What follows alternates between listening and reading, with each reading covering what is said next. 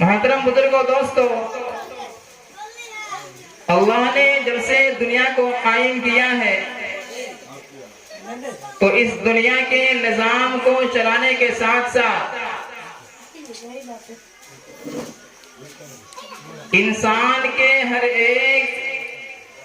نعمت کا بھی خیال رکھا۔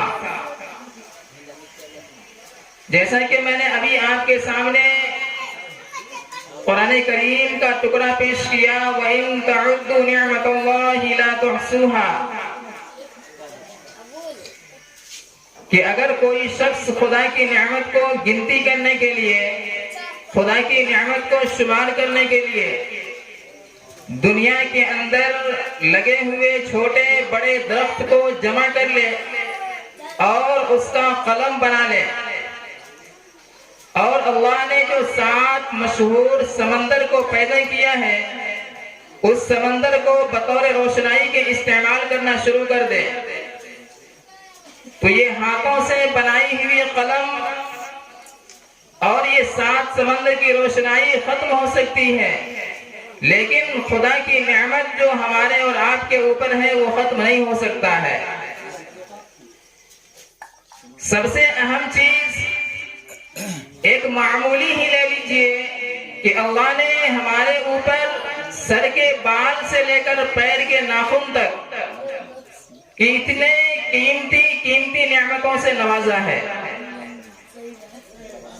کہ اگر کسی شخص کے سر کے اوپر بال نہ ہو تو وہ شخص اپنے آپ کو حقیر سمجھا جاتا ہے، وہ اپنے آپ کو حقیر سمجھتا ہے اور خود بخود لوگوں کے سامنے جانے سے بھی کتراتا ہے۔ غرض کہ وہ شخص سر کو کھول کر کے نہیں چل سکتا ہے، اور اس کے سر کے بال کو لانے کے لیے اگر اس کے پاس کوئی تذکرہ کر دے کہ آپ نے اپنی زندگی میں جتنی دولتیں کمائی ہوگی وہ تمام کے تمام دولت کو آپ فلاں ڈاکٹر کو دے دیجئے اور وہ آپ کے سر کے اوپر بال اگا دے گا، وہ شخص اس کو بھی کرنے کے لیے قبول کر لے۔ تو میرے محترم دوستو، اللہ نے ہم سبوں کے اوپر اتنے بڑے بڑے انعام دیا، اتنی بڑی بڑی نعمتیں دے رکھی ہیں، تو ہم سب اس کی کتنا شکر ادا کرتے ہیں۔ چونکہ اللہ نے انسان کو پیدا کیا اور پیدا بھی اس لیے کیا کہ اپنی عبادت کے لیے، کیونکہ آپ حضرات قرآن کریم کے اندر سنتے رہتے ہیں کہ اللہ نے انسان اور جنات کو محض عبادت کے لیے پیدا کیا ہے،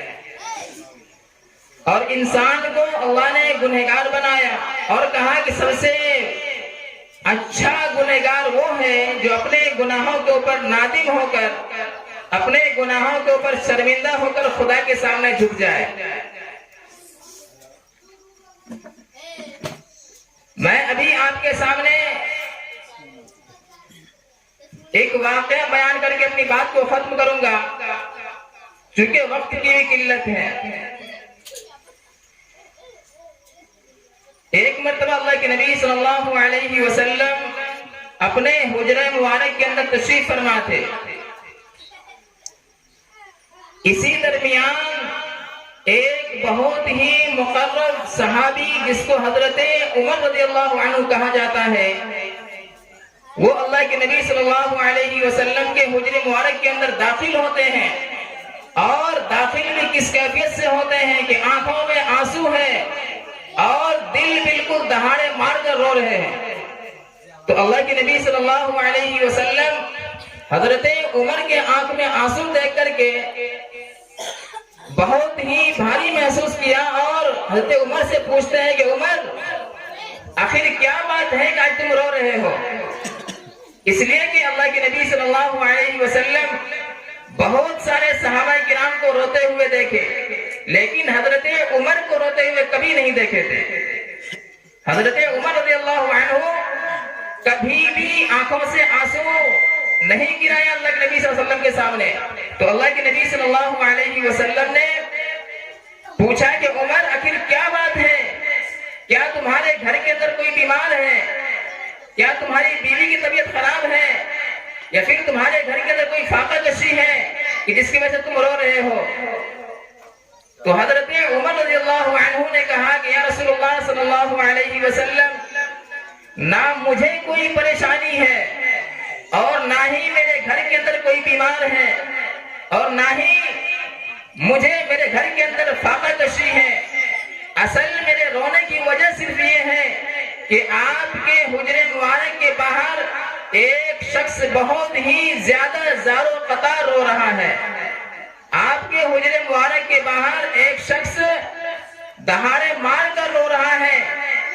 بس یہ سمجھیے کہ اس کو دیکھ کر مجھے رونا آ گیا۔ آپ اندازہ لگا سکتے ہیں کہ حضرت عمر جیسے بہادر صحابی کے آنکھ میں آنسو آنا،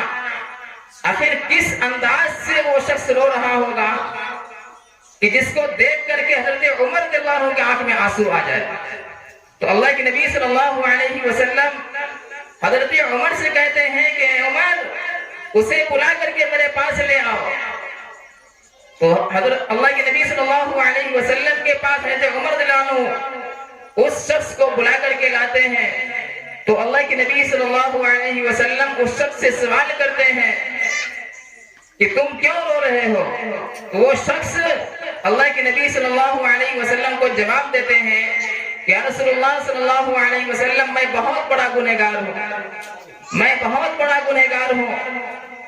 آپ اللہ سے کہیں میرے گناہوں کو معاف کر دیں گے۔ تو اللہ کے نبی صلی اللہ علیہ وسلم نے اس سے پوچھا کہ کیا تمہارا گناہ آسمان و زمین سے بڑا ہے؟ کیا تمہارا گناہ اتنا بڑا ہے کہ اللہ بھی اس کا معاف نہیں کر سکتا ہے؟ تو اس شخص نے کہا کہ یا رسول اللہ صلی اللہ علیہ وسلم، اگر ابو بکر کہیں گے